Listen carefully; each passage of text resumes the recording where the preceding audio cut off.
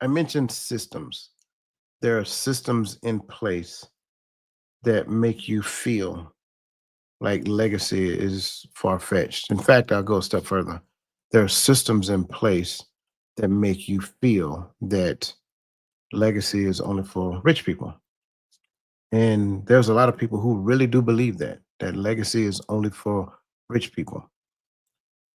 And I'm the first person to tell you that it's a myth. Now, we'll talk about why and how it's a myth later.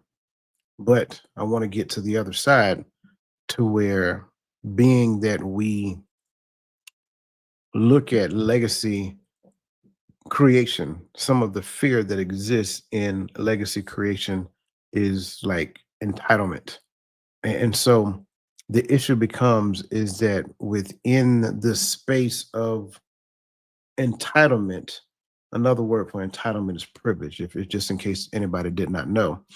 And I think a lot of times privileged poisons progress, or even if there is no process, then privilege becomes the outcome. And when you become privileged, it poisons progression. What is it? The Vanderbilts, right? The Vanderbilts, they was doing something similar to this, and then at a certain point, it ran out because they didn't have a progress, or didn't have a process. Um, I think it's the Rockefellers who also did something like this, but they did not run out. In fact, not only because John D. Rockefeller created so much value that when he created this system, it existed, and from my understanding, might be still existing like 7 generations later. Um, so I think that's important. Going back to the Vanderbilts, I think there's a news reporter that's on TV right now. Not this very minute, but he works for CNN. And Anderson, I can't remember his name. Um, white hair guy on CNN. Somebody's gonna put in the chat. I know it, but supposedly he is a Vanderbilt. But anyway, we have to get to the point to where we break down the systems, not attacking the system, but the effects in which the system has created in our heads. When we can break down the effects of the system on on what it created in our head, I think now we realize that, oh, well, this does not have to be limited to rich people. It can be for everybody. And then once we do that, now what we're doing is we're liberating the family name from the system that kept it in bondage for years. But the issue is that as long as I'm dependent upon the system, I'm still in bondage. And so why is that? Because I'm gonna go to here, Dr. Edgar Villanueva. He said, charity soothes the giver's guilt, but justice dismantles the giver's power. Now, I want, especially those people who are out there in the YouTube sphere, Facebook sphere, Instagram sphere, and any other sphere out there. I want you to kind of let that sink in for a second. Charity soothes the giver's guilt, but justice dismantles the giver's power. Some people are only providing aid, and when I say people, you have to read between the lines of what I'm saying. Some people provide aid out of the long-term guilt of what has been done years ago. If you know what I'm talking about, you know what I'm talking about. So that aid is there for the sake of that. But justice is available in order for you to dismantle the power that it has over you. So my concern is that within the family dynamics, we don't exercise the justice that is available to us. And then we end up passing down the need for charity from generation to generation to generation to generation. Your thoughts on that? Oh, this new information, the way I'm looking at it like this, so I like that. Um, I'm looking at the charity soothe the giver's gift, and as you were speaking, I was like, oh, that's what it means. So I definitely understand that. Um, I've always heard people say that some people try to give their way into heaven. They try to help people, you know what I mean? So you probably know what I'm talking about too. So um, it's funny how, being put into these words like that um is I don't know, it's making something do in my brain. I don't know. But Yeah. yeah, I can definitely rock with that. I think a lot of people out there, I've seen people give to charity, even like when I go and drop stuff off at the Goodwill, one of the things they always ask me is like, do you want a receipt? I'm just like, no, I'm just dropping this stuff off to get rid of it out the house. You know what I mean? I ain't really looking for nothing. And then like the charity piece, I was kind of coming from more there, but I think you was coming from the piece that as a person ourselves receiving the charity. You know what I mean? And Mhm.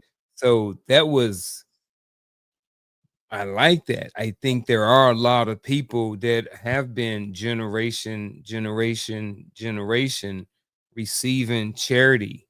You know what I mean? Because someone thinks that that's what they should do. I Yeah. know someone right now in the school system who thinks that great person. She thinks that the school system does too much for parents, good, bad, or indifferent. Things like provide food, not food, but like extra food for kids and mental health services and these other different things. I get it, but she was like, how can teachers teach when they have all of these extra things that they have to do that in a sense should be what parents should be doing. So I don't know how that plays a part in all of this. It just kind of Mhm. came up, but Sure. I always just was, when I heard that, we talked about perspectives earlier, and this is one of those perspectives where I'm just like, I see it, I understand it. I would definitely want to, know more about it and why this person thinks those things, good, bad, or indifferent. But, it's interested in hearing, that new perspective about something. But I definitely see, in certain communities, where this is a thing where people, and then not only the charity part, but people feel entitled in saying, hey, you know what? I deserve this. I deserve this charity because of X, Y, and Z, and because of the past and different things like that. And those people should be giving me money, So I think that's part of that too, is as I'm kind of thinking about it, especially this first portion of this quote right here. Yeah. I I'm puzzled at Mhm, the school perspective. Not the fact that you brought it up, but the fact that this young lady sees it that way. mhm, Um, because it just helps me to understand that she does not understand what school was originally created for. mhm, And that's a whole nother conversation, and I'm not going to go down that rabbit hole right now. mhm, Um, but by that same token, um, that's evidence. Like, think about it. And I'm not trying to make fun of it. yeah, But who is first responsible for teaching the children? The parents. mhm, Well, if the parents have the responsibility for teaching their children, then in all actuality, when they go to school, then the teacher's job should be pretty easy because at the end of the day, the children have a great foundation for teaching.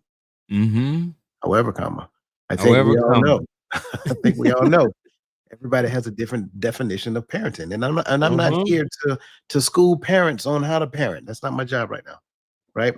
Um, but what I will say is that it's not by happenstance that the best numbers statistically come from those who are homeschooled, right?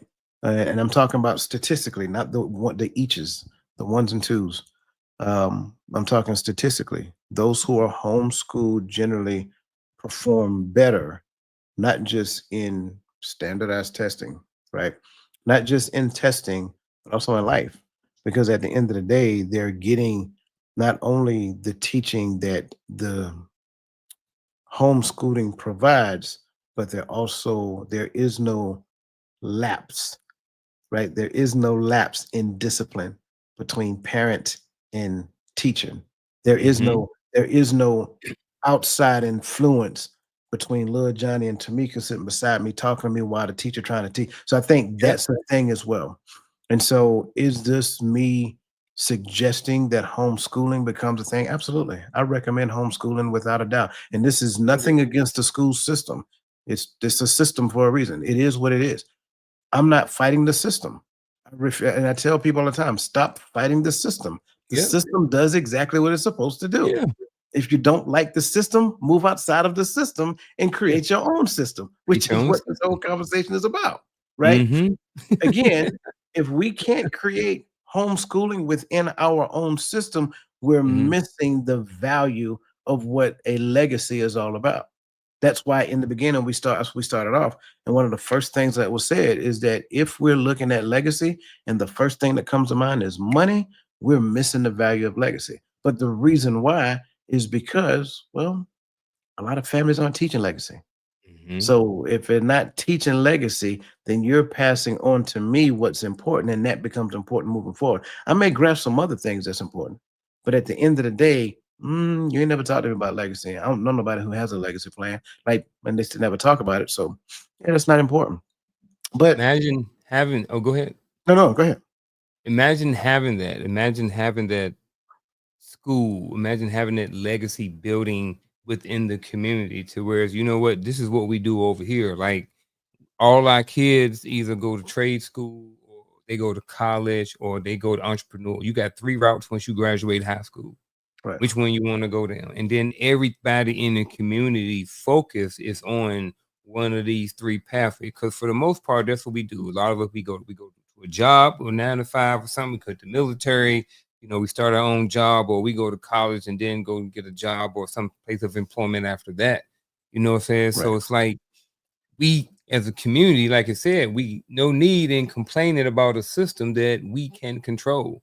Build our own system. We had our own systems at one time. You know what I mean? We can create those own things again. It doesn't take a whole lot. Honestly, it really doesn't take a whole lot.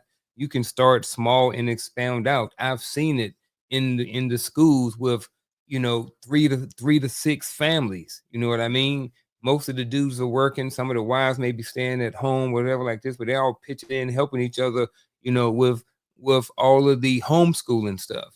Coach may teach math on Mondays, and I may come in and teach English and science on Tuesdays and Wednesdays.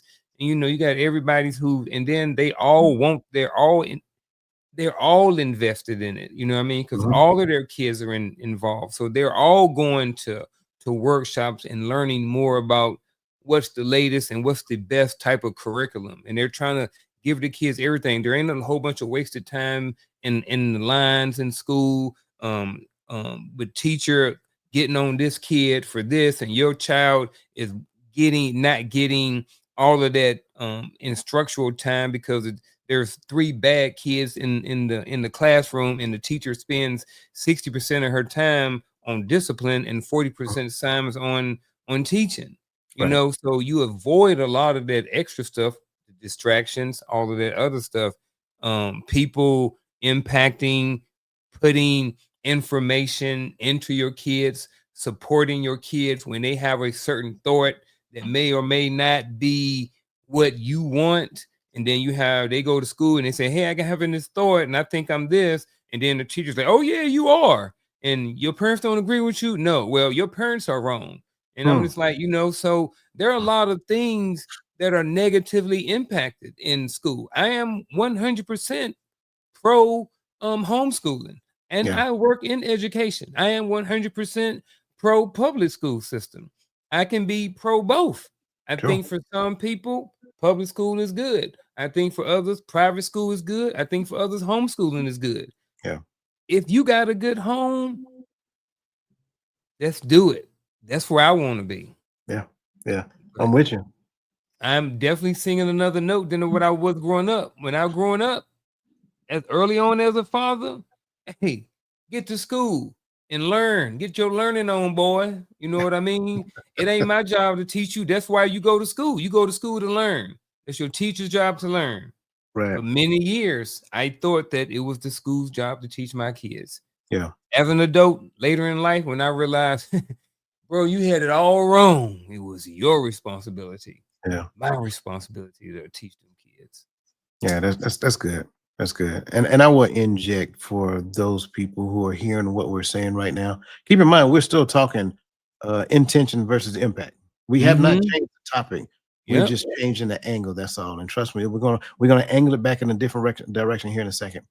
But for those of you who heard the expression of homeschooling and things of that nature, I do want to say this because everything has pros and cons. Mhm. And if we don't recognize that as a thing, then we're missing the mark. You heard some of us address some of the cons of public school, but what are some of the pros of public school? Your children learn how to interact socially. They should learn resiliency. Now, trust me, there's some pros and cons with that as well. Right? Mhm. Because if I have not done the work in the beginning, when they go to school, they may hit a brick wall, and we call that depression, simply because they do not necessarily understand the word no. They do not understand rejection and things of that nature. So, and again, I don't want to talk specifically about a particular parenting style. However, it is my responsibility as a parent to create resiliency in the child. That's why impact is way more important than intent. I can have the best intentions on the planet when it comes down to what I'm doing at home, but the impact overall could be detrimental. So that's why I say that. So again, if I'm going to homeschool, that's great. Get them out there so that they can interact with other students that are not so much other students, but other kids at a later point in time. Take them to the park. I don't care if you take them to daycare like one day a week, because I don't, depending upon certain homeschool, you don't do 5 days a week, but Mhm. whatever. But I don't care if you take them to a daycare or whatever that looks like, or just take them someplace so they can be socially interacting. This is a great time to get them in things like karate. You know what I'm saying? Get them out there and doing gymnastics, playing Pee Wee League football. Yep. That right there is a great way of supplementing like that social interaction that they would get in public school, Yep. 100%. in conjunction with everything that we're talking about, though. Because again, it's all about the people that we're serving. That's why the impact is more important. A lot of times we do things on this side because it's all about me, right? I don't want to tell my child no. I want to give my child the best of everything because when I was young, I got told no a lot. But you did not turn out to be a bad person. And if you did not turn out to be a bad person, why are you trying to change it for your child, thinking that a change of principle will not yield a different outcome? So I guess my question is, when does your help unintentionally erase the agency of those you serve? Now, when we say agency, we're talking about like the organization, and what its intended purpose for those it's intended to serve. I'll say it that way, right? So the organization, like we talked about previously, the work that our parents did in us, work that our mothers did in us, and not knowing later on that it would turn into this great outcome of serving others. Well, on this side, now we're looking at kids when we're trying to help them because in our mind, I want my child to have everything that I didn't have. Well, when does that get to the point of unintentionally erasing the agency of that child that I'm serving? And I'm using children as an example. You don't have to limit it to just that. But when do we get there? Um, I like that, and that helped me understand it a lot better. I think when sometimes I think it can be immediate. Mm, Um, I think it can start small. I think it can start big depending on how you're helping. Um, me and Cheryl was watching a video this morning, and it was snowing outside, and it was a little kid coming down the slide, and he was boom boom, and then he fell right in the snow. Dad was recording, and Dad was laughing, mm, and the little girl right there, and she said something, and me and my wife, we started talking, having conversation, and she said, so my wife doesn't have kids, and I have three, and we decided we're not going to have any together. And so sometimes our perspectives are different. Sometimes, just especially when it comes to kid and parenting and stuff like this, neither one is wrong or right. They're just different because I once have raised kids and she haven't. But in that video, she was like, one of the first things she would have did was she would be like, and I was like, "See, as soon as you do that, that's what your son is going to do. He's going to mimic that, and then he's going to start crying too." You heard the dad Mhm. laughing because the dad know he need that child to be resilient. That child is going to grow up to be a man. He's going to be somebody's husband. Going to be somebody's father. He's going to be out the world, and ain't nobody going to care about him. So he knows that when that son go boom, boom, boom, and hit the ground and he get up, he gonna be okay. You know what I mean? So he's laughing or whatever like that. So I think those are cases where sometimes, we can over nurture or over help. And Mm. sometimes it's immediate when you see that child, at 2 years old, that every time they fall down, they start crying. You know what I mean? Because you help them get back up every single time they fall. That joker be fine. He got on a soggy pamper. That joker got plenty of padding for when he fall. He will be okay. You know what I'm saying? So I think that sometimes it can be immediate, and I think showing a level of consistently helping unintentionally can create bigger problems. Mm. Helping them once, get up, blah, blah, blah, versus helping them every single day they get up. Then they get to school, like we were just talking about, and they haven't developed any sort of resiliency or anything like that. So I think, in a sense, when does help unintentionally erase the agency? I think sometimes it's immediate with certain things, and I think other times it's constantly developing as you continue to help unintentionally. I like that. That was I missed the hold on, wait. Let me give flowers real quick. Hold on. Y'all give me a second. Y'all bear with me. Yeah, I like that. I like that. That's a really good response. Not only was it really good, it's totally opposite of what I was going to say. Mm, That's I think I don't want to say that's the reason why I like it, but I do like it because it gives me a different way of looking at it. Because mhm. see, my response is, when does your help unintentionally erase the agency of those you serve when they are now presented with the opportunity to serve? Ooh, One go of the deeper. struggles, say again? I said, "Ooh, go deeper." So, one of the struggles that we have, I think, is clear and obvious and evident in our society is we struggle with relationship. Now, Mhm, the question that I ask, and I'm going back to the parenting thing because, again, we're talking legacy. The issue that I have with this notion of relationship is the thing that we did not do in the home. And you can, and I'm 100% open to anybody telling me different, or when we taught it in our home, okay, great.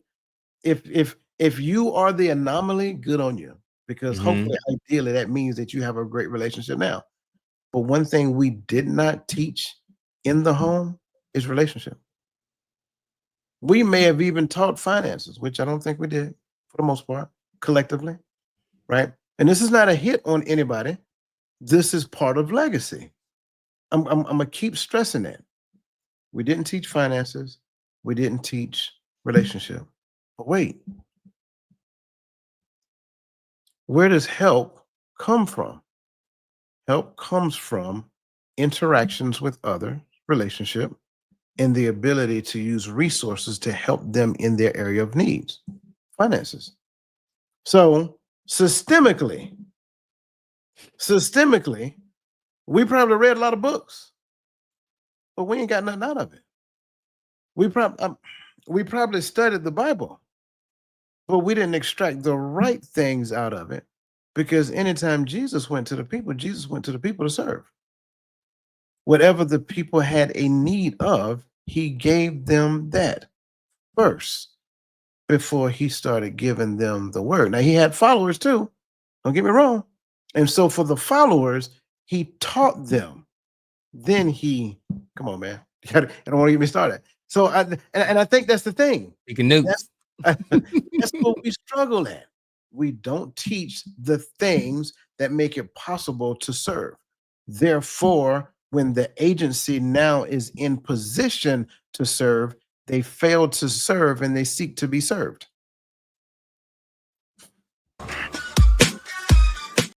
And I know you ain't done with your thought, but Because they don't recognize why they're here. Why are you an agency? You're an agency because you're supposed to provide a service. And because you're supposed to provide a service, you have to be equipped to provide the service that you were destined to provide. Your service may not necessarily look like my service, and that's okay. But that does not mean that I can't, like, and I'm talking parenting now. My child's service don't have to look like my service because I don't know what my child is called to do. But I still have a responsibility to give that child the infrastructure so that they can actually serve. When I fail at giving them the infrastructure needed to serve, now when they go out and do their interactions with people and they start meeting and greeting and shaking hands and the opportunity to serve shows up, oh man, y'all always got your hand out for something. I mean, they might be asking for a fish, but if I teach them to fish, would I not still be serving them? Because teaching them to fish is impact. Them wanting to fish might be my intent from the perspective of serving. Why? Because if I give you a fish, you get to glorify me. But if I teach you to fish, we can go and teach others to fish together. See, this is I mean, I hate to I hate to bring it down, but this goes deeper than Nino Brown. You know what I'm saying? It's, it is a system that we do not see. And because we don't see it, we operate within the confines of the systems claiming that we're free. You're not. You have to create your own freedom system.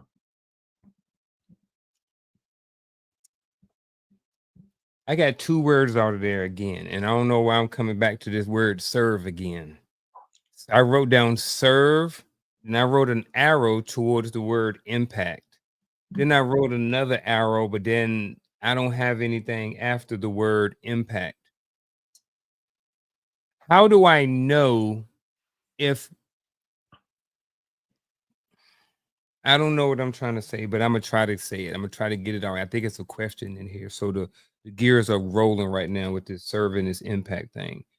If I am serving and there is no impact,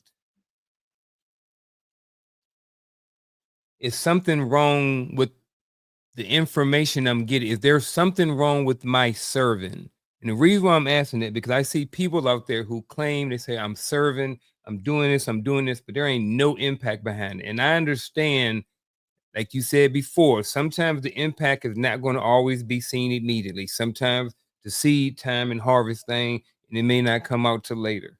Keep going. You're doing good. You're doing good. But sometimes people serve, but they ain't seeing the impact. So how do they know if their service is right? Does it need to come from a specific source in order for it to be impactful? Or you think some people out there just throwing darts, say, yeah, I'm out here serving, I'm serving. All of that. I don't know where I'm supposed to go with that. I don't know where my question is. I think you went the right place though, because you said a number of different things, and I want to go back to something I said previously. When you first mentioned seed time and harvest, some plant, some water, God gets the increase. How do I know if my service is impactful? It's not my responsibility to know. It's my responsibility to serve. If I am seeking to know, that means that I am serving through the lens of my intent. Service, which comes from the right place, always comes from a higher source. That's why you don't feel equipped to serve in the space that you're called to serve. You have to be equipped. So now, when we change the narrative and the perspective, do I really need to see whether or not it's impactful? No, because we're talking, look, we're talking legacy, right? Who is it intended to serve? Generations. So no, I won't see it. It's not intended for me to see it. It's intended for me to build it if it's not already built. Because every legacy that I'm sorry, this is not gonna sound good, right? And I think everybody who hears this may fall in that category. 99.97% of the people that hear what I'm getting ready to say falls in this category.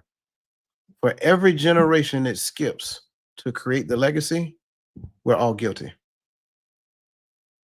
It is my responsibility to leave an inheritance for my children's children. When I do not do that, or I do it through the lens of my intent, I'm guilty. I have to do it through the lens of impact, which means that at a minimum, it has to reach out.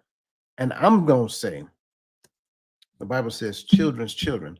It has to at least extend 3 generations at a minimum. That's the start of it. My 401k, I don't care what you say, and I didn't mean for it to rhyme. Time. It ain't gonna reach, it ain't gonna reach 3 generations deep. I'm sorry. Mm-hmm. So the notion of that, they okay. The notion of that was a lie from the jump street. And I don't mean it was a lie from the perspective that you can't build a nest egg. That's not what I'm saying. I'm saying that that nest egg would not afford your family to have a legacy for the next 3 generations. I know people who have like $1 million in a retirement account. But in order for that $1 million to do what it's supposed to do, you can't spend that $1 million. You got to use that $1 million to go out and get some friends. That's Mm-hmm. kind of like my point. But again, how many people do you know that have $1 million in a retirement account? In the retirement account, I'm not talking about any other accounts, just the retirement account alone. So there are some principles that need to be taught. There's some things that we need to learn.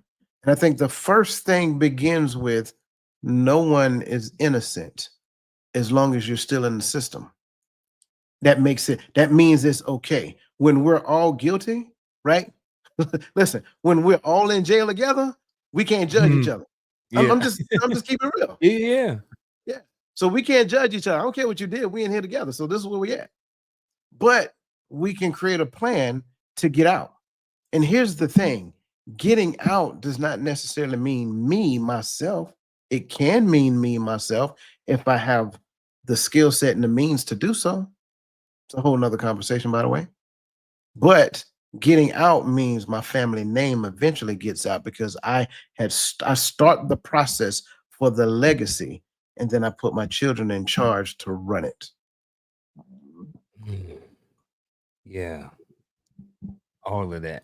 Um, the serving and the impact thing, man. You brought that 100% full back, fully circle, full back circle, whatever you want to say. And I was, as you were talking, I was thinking about, a lot of people, when we talk, especially in school, people talk about, being inspiring, being impactful, leaving your legacy, what's going to be said and done once you leave this education system, once you leave, this earth, and when it comes down to the serving piece, I think there are times in my life where I was focused on it's like, well, ain't nobody pat you on your butt and said good game. So maybe what you're saying ain't impactful. One of the biggest nuggets I got was when you said the analogy, when you talked about the legacy and our grandkids or great grandkids, like we're gonna be gone. We ain't gonna see all of that. We ain't gonna know the impact of all of that stuff later on down the road. The same thing now. So if I ain't gonna know it then, why do I need to know when I go out there and volunteer over here? Why do I need to know the impact of it? You know what I mean? Be obedient, do what you're supposed to do, go out there and serve, and don't worry about the other two people's position and what they have to do. You said one person plants, another person what was the other part? And then Some God elevates. some water, some plant, some water. God gets the increase.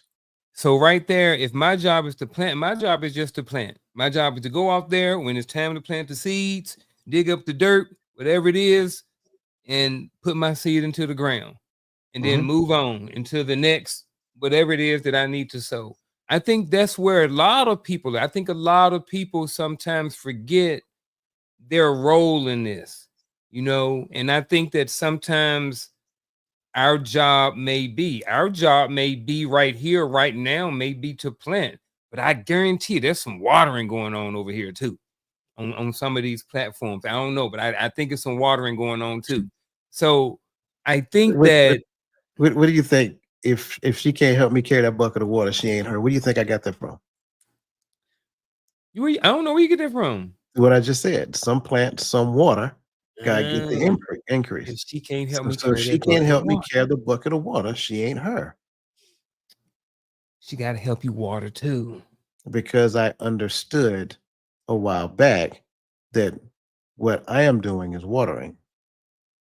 A person who have not yet received seed can't hear what I'm saying. Mm-hmm. Bruh. Whew, that went I'm, it took me a minute my because head. listen, I was that guy you were talking about. Mm-hmm. I was that guy that used to get frustrated about a person rejecting what it was. I was like, how can you like, Grade A information, brother. This came yeah, straight from the source. like you really want to stay stuck there? Like you Yeah. really want to keep okay, okay, fine.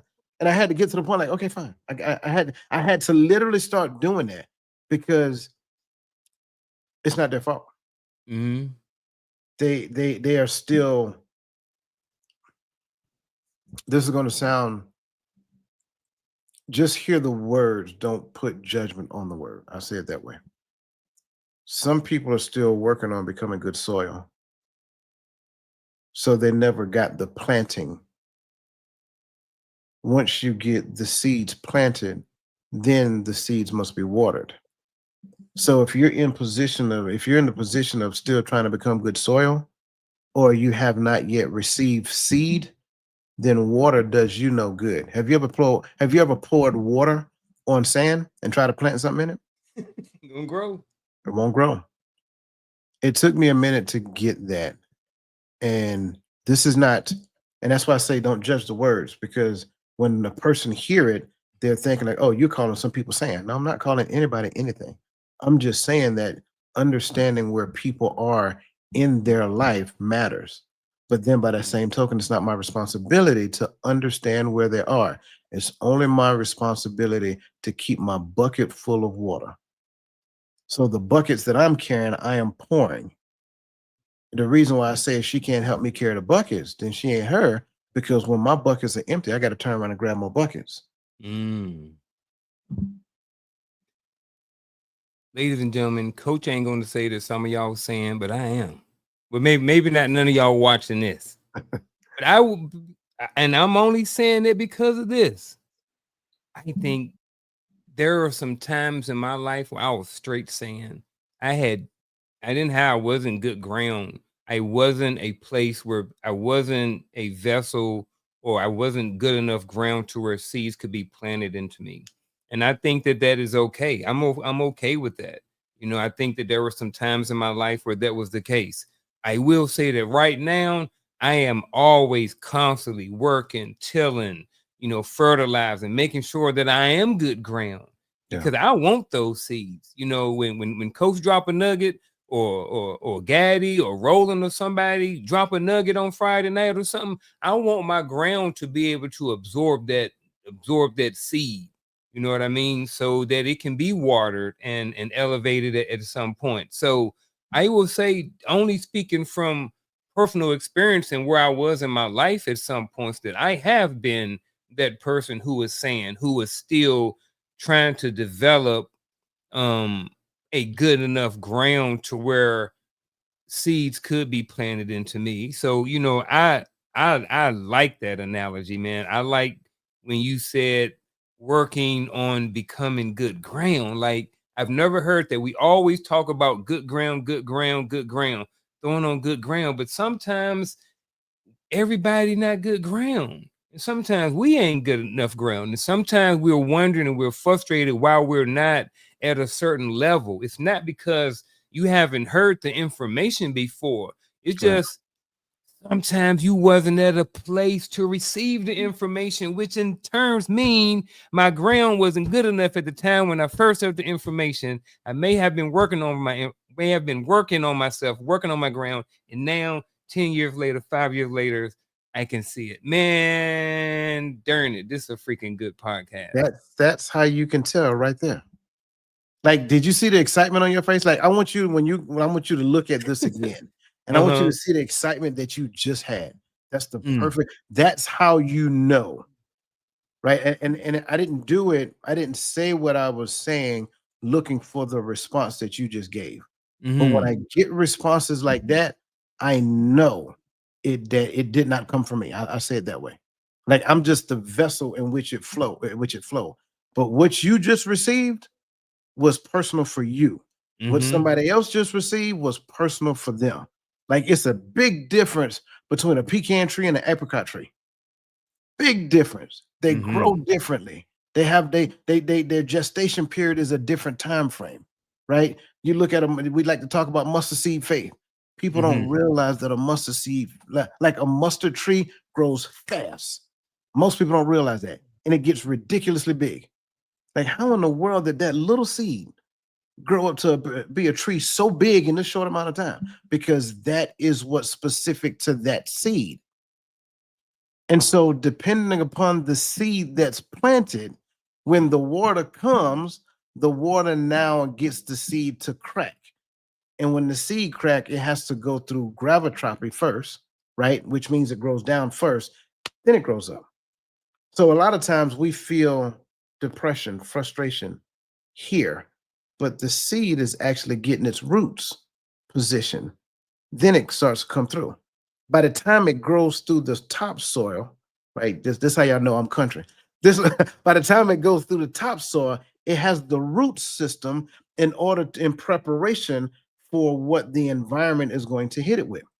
As the tree starts to grow, it has to deal with the weather in the environment.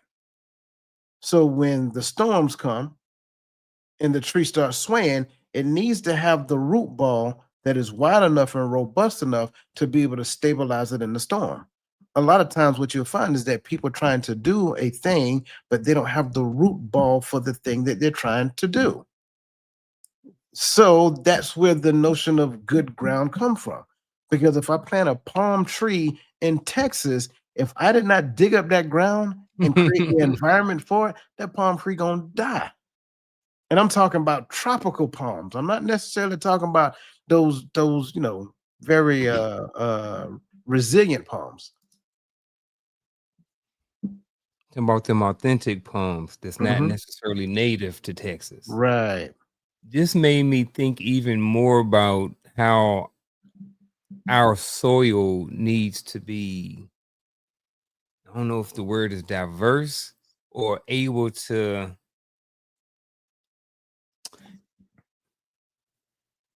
I don't want everything planted on my soil either.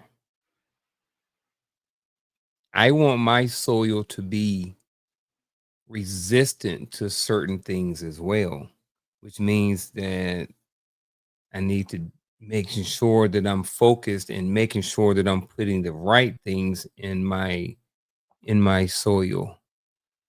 Man, this is very impactful.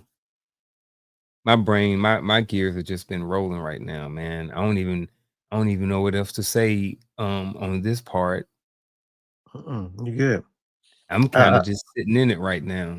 that's I fine. know we got a podcast and I'm supposed to be talking, but I'm selfishly just kind of sitting into all of this. I am bittersweet looking forward to the end of the show only because I want to sit and listen Mm, and hear what else going to come of it.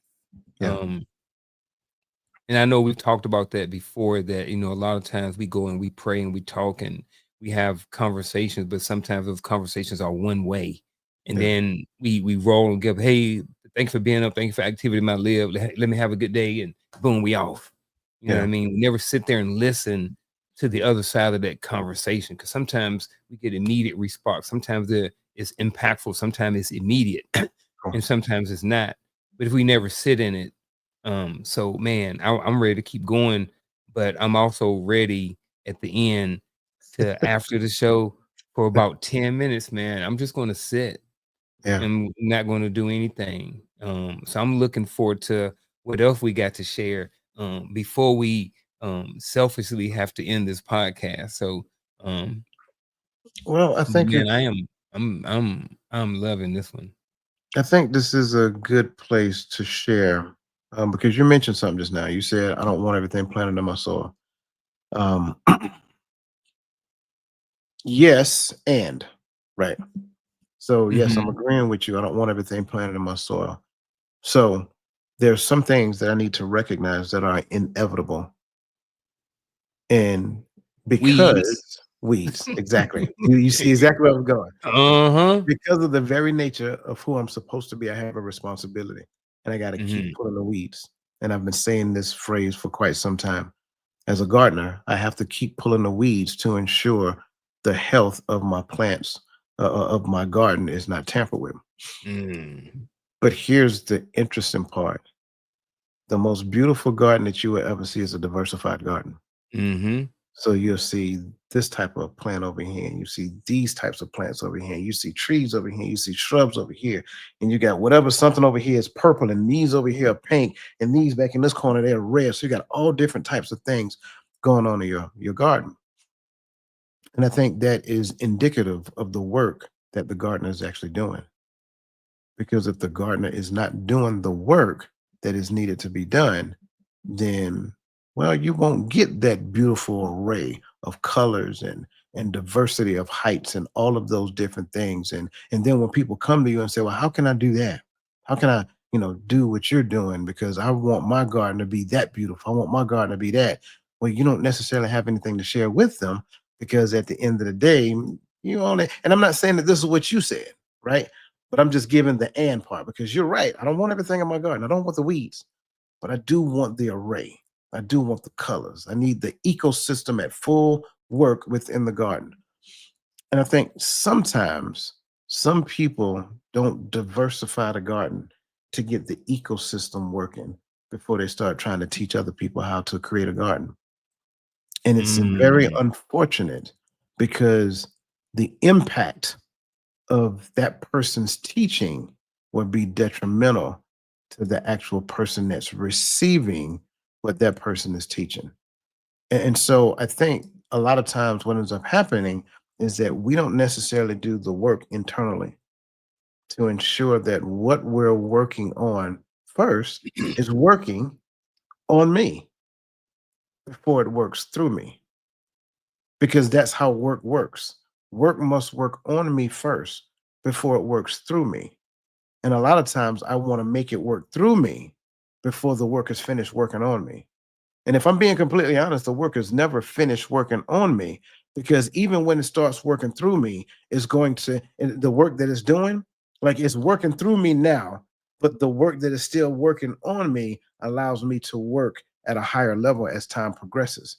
So I want to kind of like adjust this just a little bit, and I want to look at it from a global advocacy perspective.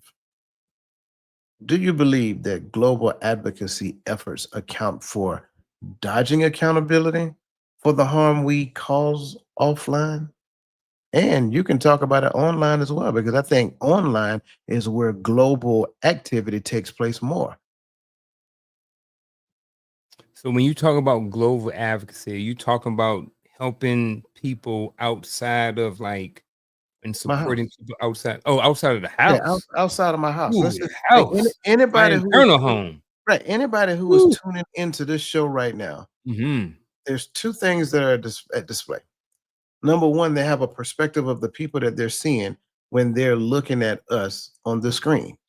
But Mhm. then number two, they don't have the knowledge to support that we are exactly who we are purporting ourselves to be. So, do we believe that global advocacy efforts, and I'm not talking about what anybody else is doing, I'm talking about what we do, right? Do they account for dodging accountability for the harm we cause? Mm. Does global advocacy efforts account for dodging accountability for the harm that we cause offline?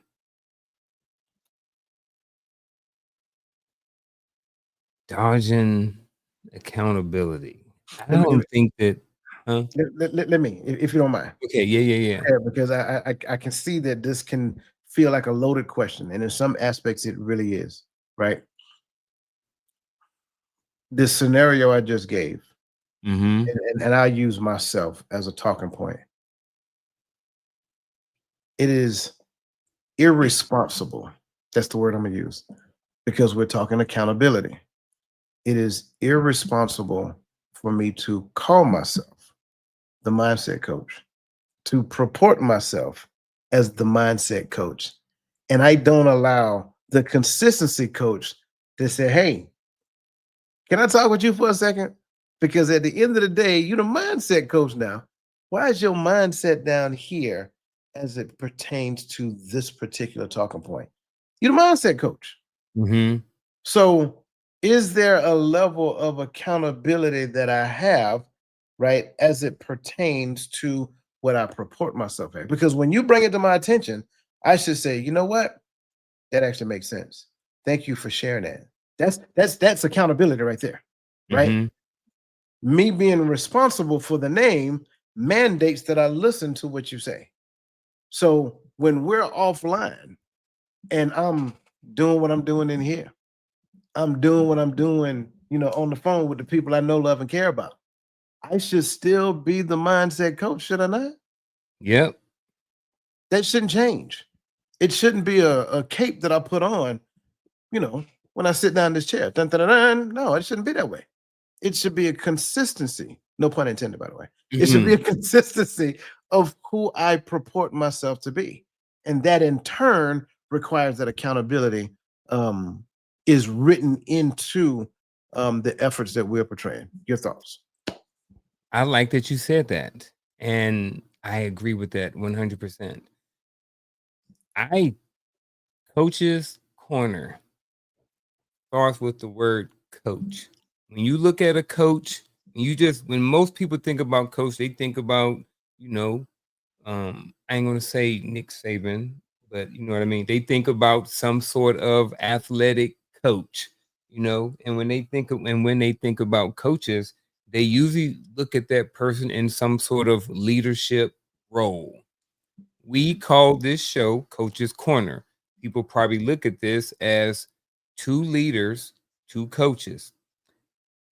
Because we have deemed ourselves, spent the money to get the label, whatever you want to call it, we are considered coaches. We have the piece of paper to prove it.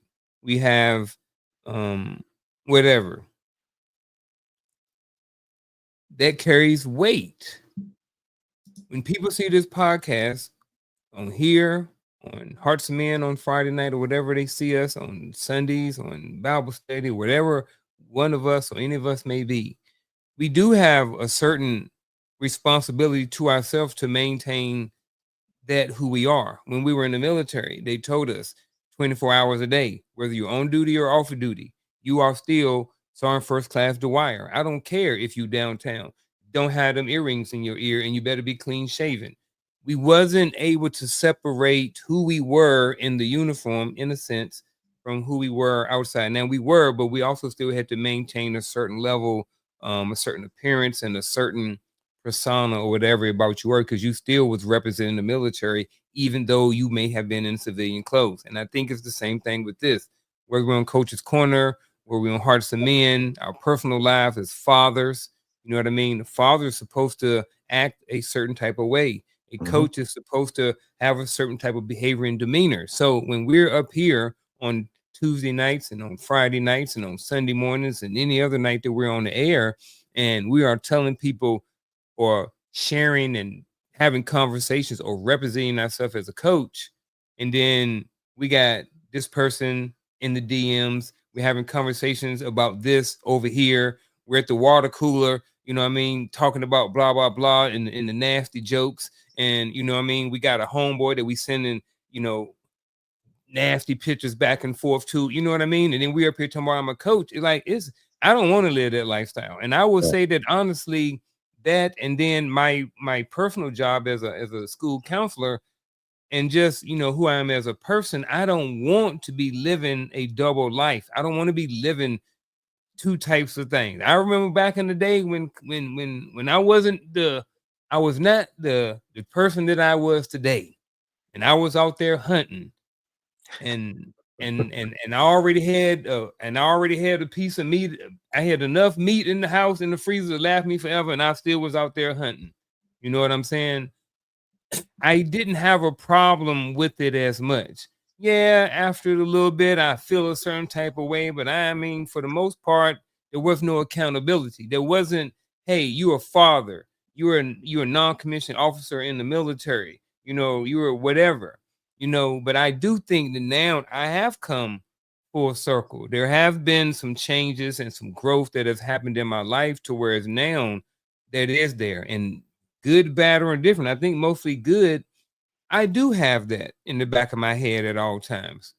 Coach's Corner, Power Perspective Podcast, Hearts of Men, I, school counselor. I do have those things in my back of my mind, child of God, to help on, keep me in line with where I'm supposed to be.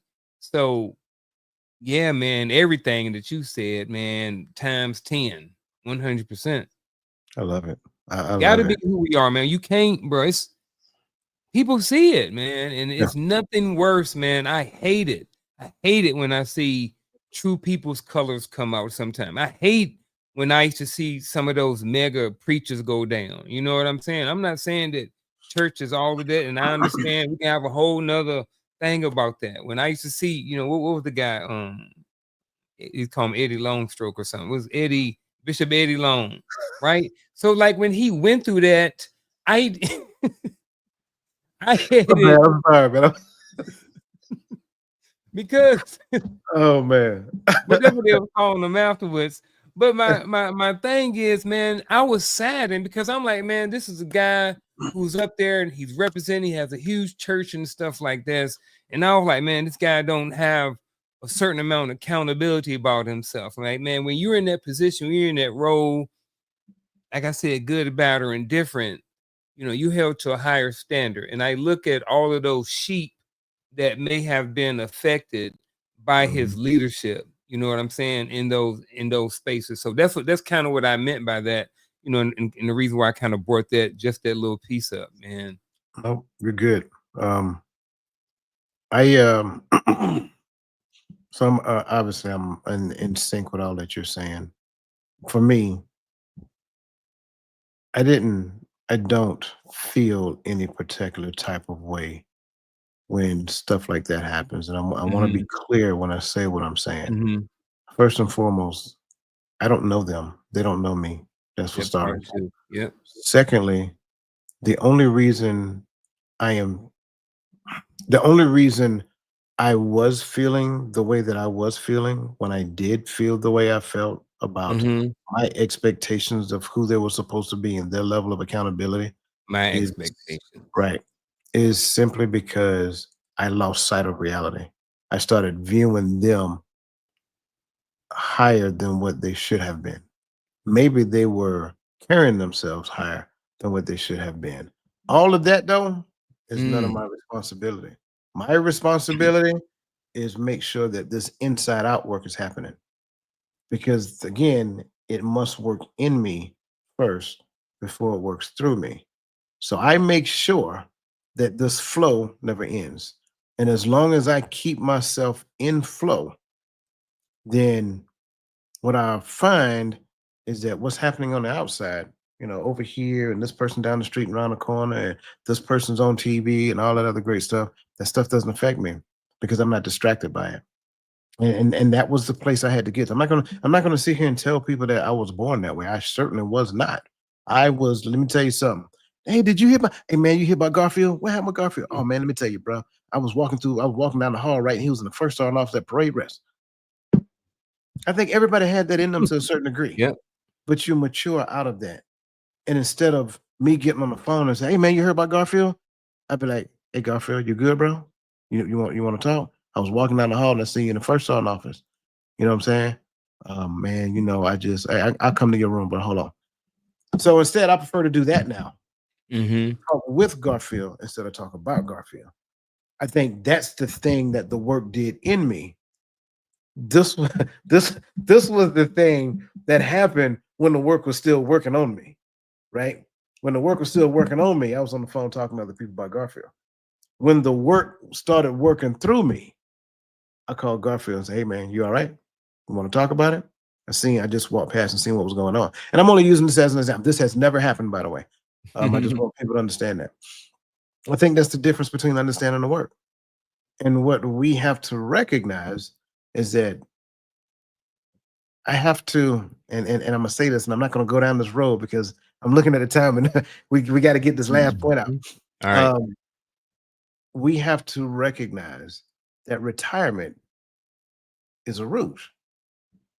It's again another one of those things because we should have never lived the life that we want to retire from. We should have created a life that which we don't desire to retire until we expire. I'll say that part again. We should have never lived a life in which we want to retire from. We should have created a life to where there was no need to retire until we expire. So once I expire, that's when retirement happens because I finished my work. But this work that I am choosing to do this day, this work is never ending work. There's always somebody who need uplifting. There's always Mhm. somebody who wants to sit down and talk. There's always somebody who is going through. And the reason why I have compassion for the person that's going through because I went through. Mhm. So that kind of leads us to our last and But final talking point. I'm sorry, go ahead.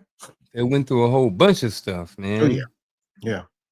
And that kind of leads us to our last and final talking point, which I think is the key.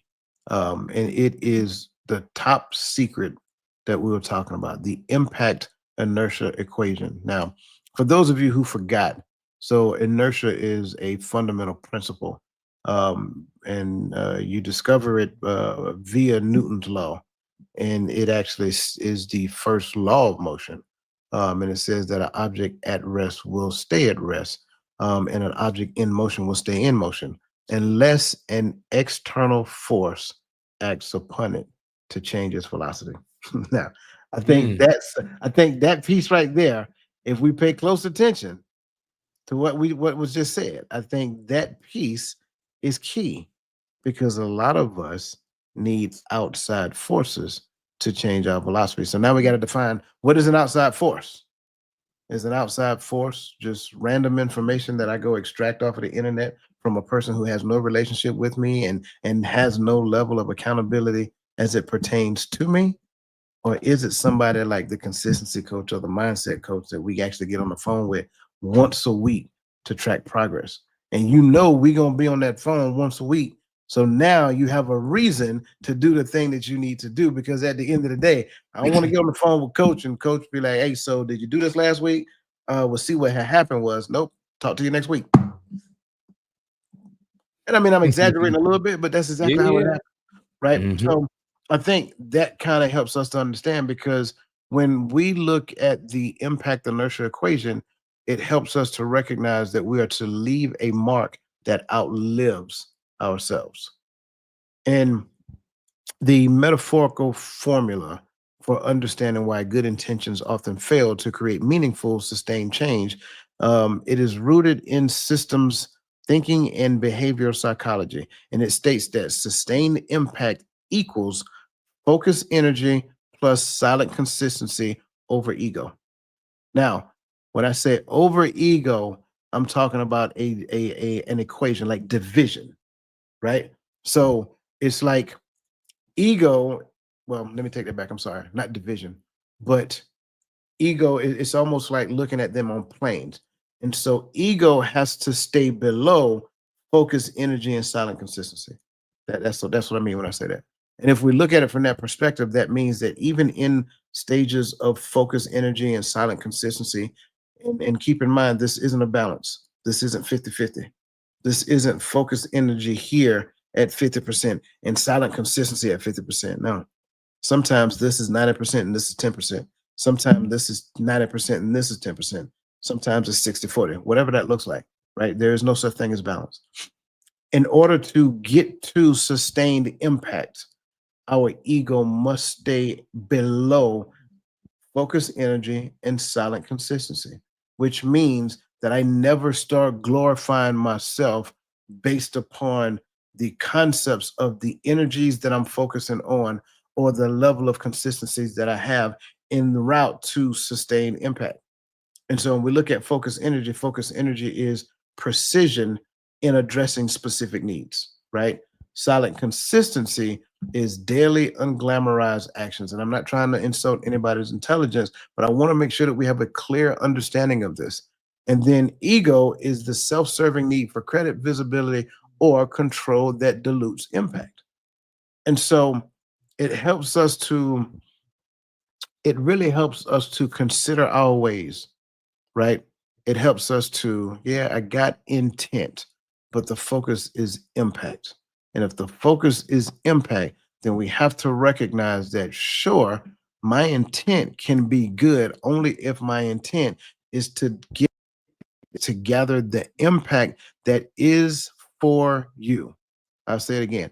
My intent can be good only if it's to get to if it desires to gather the impact that is for you. And if it's for you, it has to be done in ways that you can receive it and use it. So now, I know I left a lot of things off, but I just kind of want to jump down to the question real quick because time is upon us.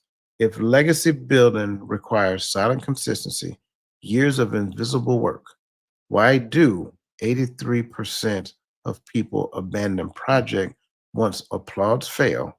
And what does this reveal about their true motivation? And that word at the end, that motivation word. That's why I have a bittersweet relationship, a love hate relationship with this word. I think, I've mentioned before, love. I mean, motivation is like the kindling on the fire. Like it's good to get started, but Yeah. after a while, you got to throw in some discipline. You got to throw in some mindset. You got to throw on a whole bunch of different things on there in order for it to work.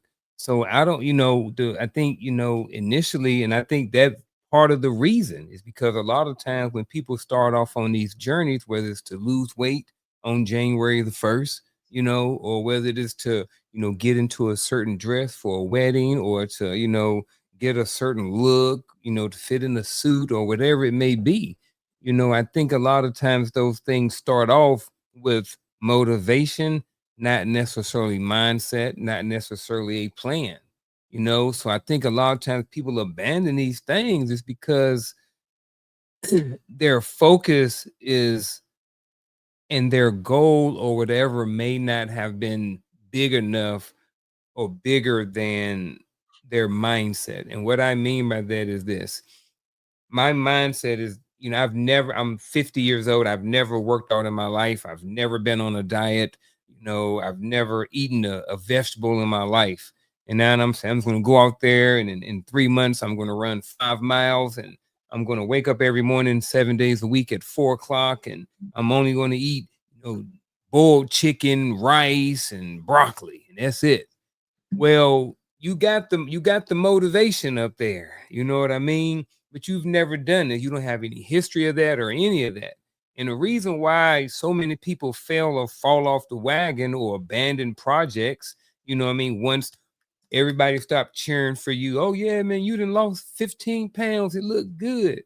But now reality starts setting in. He's looking around, and now you're on the island by yourself. Sometimes you Mm. don't have that support. You don't have that mindset because you're 50 and you've never done any of these things before. So you haven't consistently built up those things time and time and time again. So now it falls off. And then what it reveals about your true motivation is that your focus may have just been the motivation, Yeah. not or may have just been the intent and not the impact. If I want to bring it all the way around, you know what I'm saying? So your focus may have just been the intent. I want to lose weight. I want to get jacked for whoever. I want to get the degree, and that's it. And that's the motivation piece. So that's the Mm. intent. But you got to have some impact. What is your impact? What is the impact in your life going to be when you Right. lose that 50 pounds and you're in really great shape and you can breathe better? You can walk up and down the steps and you don't Yeah. have to use your CPAP no more. Like, what's the impact on that? So I think a lot of this is people focus on the motivation. And I think what it reveals about someone's true motivation is that Sometimes your motivation is just that. Sometimes you're only focused on the motivation and you're not focused on all of the other things in order to actually stay consistent and actually to reach your goal or to get that legacy or whatever it is that you are trying to do. Yeah. And listen, I'm gonna be honest with you, bro. The only thing I'm gonna add to what you said, because I think you're spot on, is that Mhm. when I'm focused on the motivation, I'm only focused on building that legacy for me. I Mm, want the credit of being able to say, I have created a legacy plan for my family. But if I'm still trying to glorify myself in doing it, I'm missing the notion of this more important thing. The number one secret is impact inertia equation, which helps me to understand again. Where's the equation at? Did I have the equation up? Nope, there it is. I'm sorry. mm, The equation itself is all about making sure that where's it at? Where's it at? Where's it at? It kind of went by too fast already. But again, it's all about the energy, right? It's all about there's a sustained impact equals focused energy plus solid consistency over ego. And again, if it's motivation, it's all ego, buddy. That's the answer. So mm. appreciate it, man. Love it. Listen, Bro, you giving the people some last words as we get up out of here? man, here's what I wrote down. Being intentional. This I don't know how it's going to come down. I just wrote it down. It says intentional about doing what I am supposed to. It will be impactful whether or not you know it or not. Focus on your job. So I guess all of that, if I'm thinking about it, is um focus on doing whatever it is you're supposed to do. If the hire said that you're supposed to say this or do that, then just focus on that. Don't worry about the other pieces of the puzzle. Don't worry about the impact that you're going to have on something. If your job is to plant, then just go out there and plant the seeds. If your job is to give back the information, just go give the information. Don't worry about the impact. Don't worry about the pat on the back. Don't worry about any of that coming back. Because at the end of the day, when you go out there and you do what you're supposed to be and you do what you're supposed to do, you're going to be rewarded anyway. So it don't even matter. So just go out there and do what you're supposed to do. The impact, if you're doing what you're supposed to do and it's from the right source, then it's going to be impactful anyway, whether you see it or not. I like that. I like that. Slightly different perspective, and that's fine, right? Yeah. I think again the impact is important, right? Mm-hmm. So I can believe for a particular impact. I can believe. I'm gonna say it again for everybody out there. I can believe for a particular impact, like this, legacy building thing. I can believe for a particular impact for my children's children and their children, and so forth and so on, Mm-hmm. and plant the seed for that impact while believing. As long as I don't have the need to see the harvest, then I think I everything will like be that. fine. I like that. Plant the seed without the need to see the harvest. I like that. That is fantasy. That is legacy building 101. So listen, um, great conversation, man. I greatly appreciate all the value that you added. Um, I pray this conversation helps. I pray this conversation helps anybody who listen. I am 100%. We are 100% open to having to having a continuation of this conversation to dig a little deeper in Mm-hmm. different key points. If you guys would like for us to do that, if you just want us to dig deeper in some of these key points specifically with you or with your team or with your family or whatever that looks like, I would love to continue to share this perspective because I think this is where our freedom exists out of a system that kind of keeps you bind to it. So, on behalf of my friend, uh, the Uncle Junior, the consistency coach, my name is Dwayne Dwyer, and I go by the mindset coach. And listen, let the best version of yourself be a blessing to everybody else. And we will see you guys next week.